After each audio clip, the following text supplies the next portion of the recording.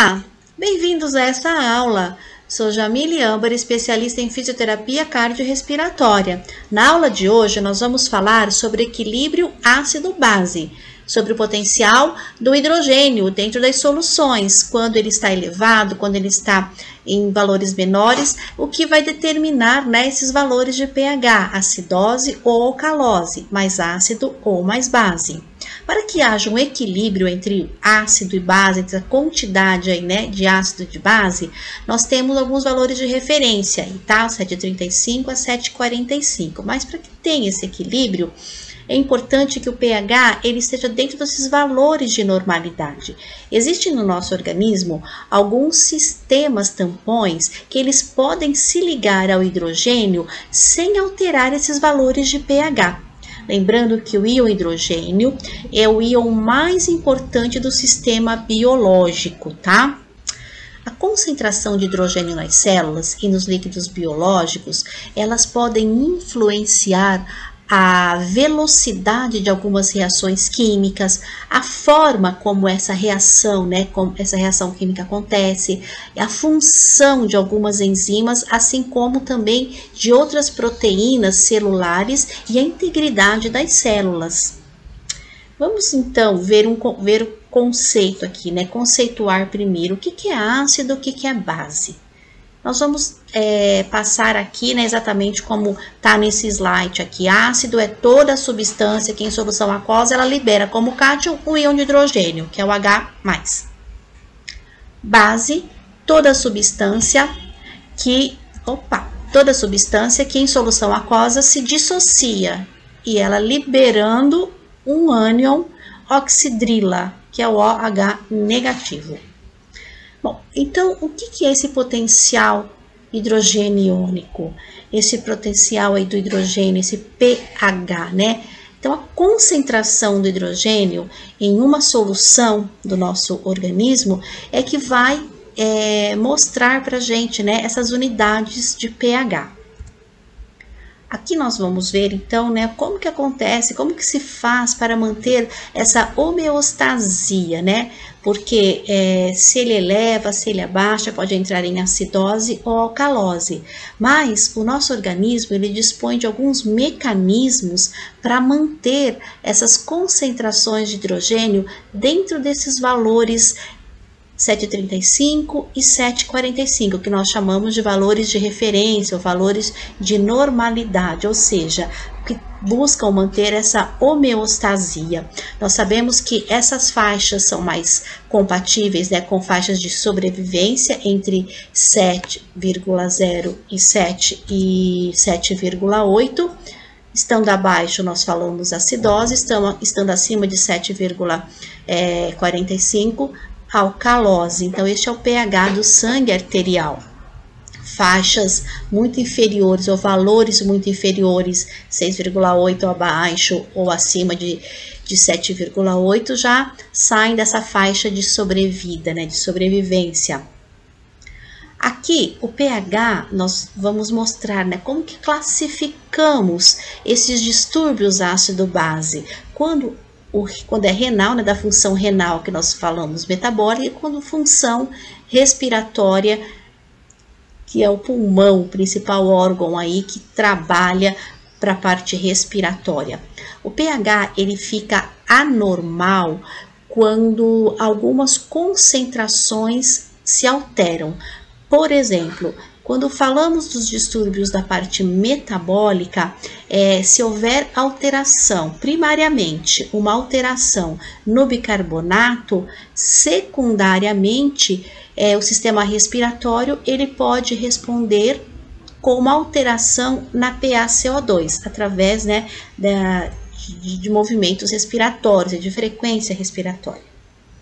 A acidose metabólica, primariamente, se acontecer uma queda ou uma diminuição da HCO3, o sistema respiratório, secundariamente, ele pode também, diminuir a PaCO2 para tentar equilibrar, para não deixar este pH tão ácido, para que tente equilibrar esses valores, através, por exemplo, de respirações mais profundas, tentando esse mecanismo compensatório. Na alcalose metabólica, nós podemos ter também alterações deste pH, porque a alcalose, o pH vai estar aumentado. Então, quando primariamente acontece um aumento do bicarbonato, do HCO3, secundariamente, né, para compensar essa alcalinemia, o sistema respiratório, ele pode aumentar a PaCO2, através, por exemplo, de uma respiração lenta, buscando então um equilíbrio e mantendo, né, compensando para que não tenha essa alteração de pH. Ainda falando, né, da classificação dos distúrbios ácido-base, quando as mudanças elas vêm da parte respiratória, quando o pH se torna anormal, porque tem mudanças na PaCO2, né, na alteração sanguínea. Então, primariamente, nós vamos estar falando de respiratória. Secundariamente, quem vai entrar para compensar é o sistema renal. Então, vai ter alterações, provavelmente aí do bicarbonato, né, secundária essas alterações. Acidose respiratória. Então, o pH ele se torna mais ácido devido ao aumento primário da PaCO2 no sangue, uma acidemia. E pode haver uma compensação secundária com o aumento do bicarbonato no sangue. Alcalose respiratória.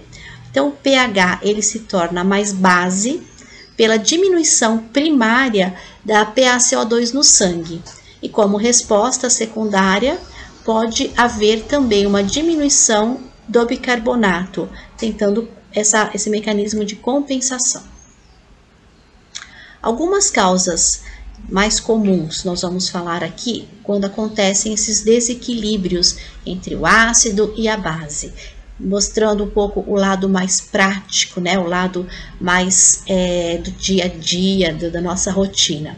Quando acontecem essas alterações, então, as causas mais comuns, tá, de alcalose respiratória, pode ser por estimulação do centro respiratório, secundária à febre, a meningite, ou seja, uma hiperventilação, ou até mesmo, né, quadros de ansiedade, algum esforço. Causas mais comuns da acidose respiratória, ela está sempre acompanhada por hipóxia e os distúrbios associados a VQ, distúrbios de ventilação, perfusão, por depressão do sistema nervoso central de diversas origens, diversas causas, e também por, né, uso de barbitúricos, de medicamentos que rebaixam e faz com que a respiração se torne mais lenta e até mesmo causando apneias. E causas, quando nós mudamos aqui um pouquinho sobre a parte metabólica, né? Quais seriam as causas mais comuns que levariam à alcalose metabólica?